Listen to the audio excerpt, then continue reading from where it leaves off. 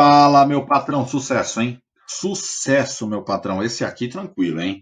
Olha, pessoal, dos exercícios que eu passei hoje aqui para vocês, esse é o que tem um nível de dificuldade maior, tá? Eu confesso para vocês, porque vocês têm que fazer a distribuição eletrônica ou pelo menos ter uma ideia da posição desses átomos na tabela periódica para conseguir resolver, tá?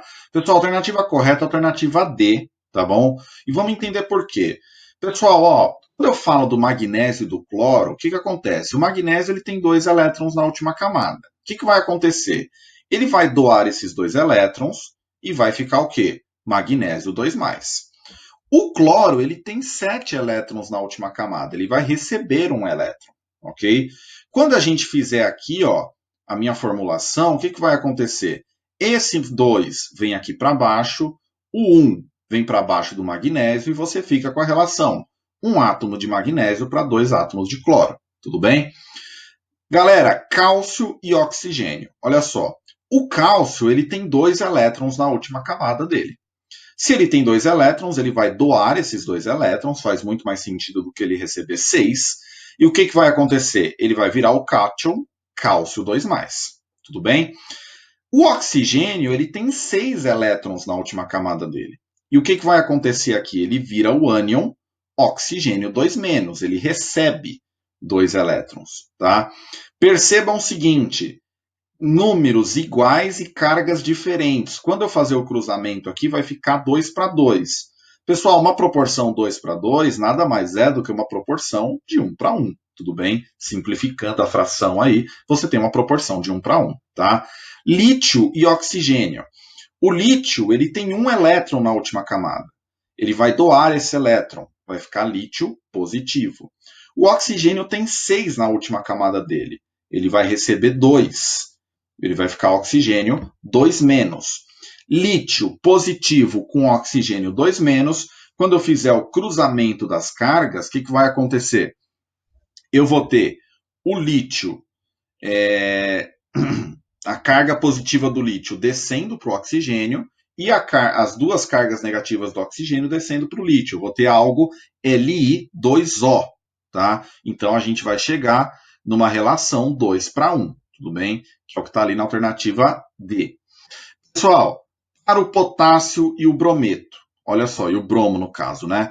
O potássio termina com 4s1, ele tem um elétron na última camada.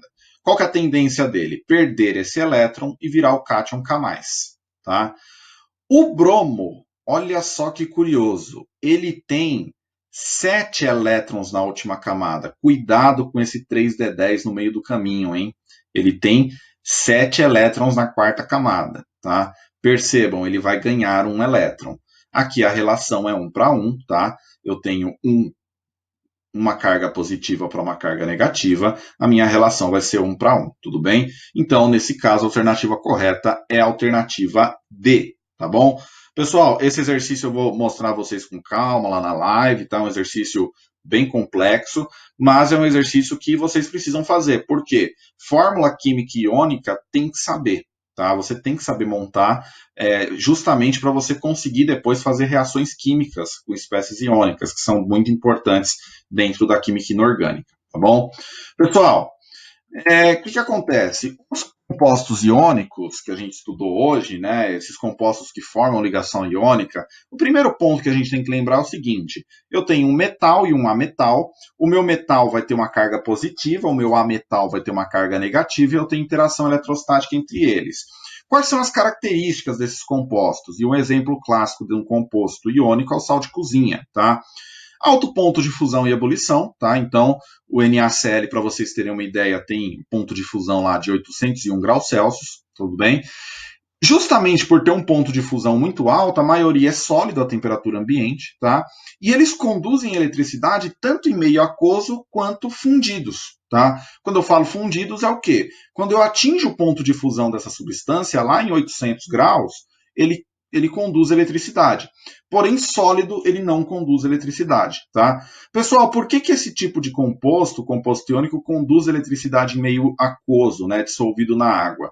Por um processo chamado de solvatação. Então, olha só, na solvatação, as moléculas de água conseguem desmembrar aquele retículo cristalino que eu falei para vocês, elas envolvem as cargas E essas cargas livres conseguem fazer com que eu tenha corrente elétrica passando pela solução, tudo bem? Então, esse processo de solvatação é o processo que permite a dissolução de sais, de compostos iônicos,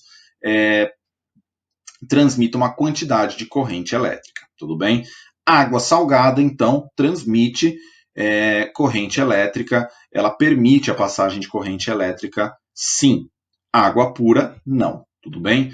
Pessoal, orientações de estudo aí para vocês. Vocês vão ler o capítulo 8 lá do livro 3, tá?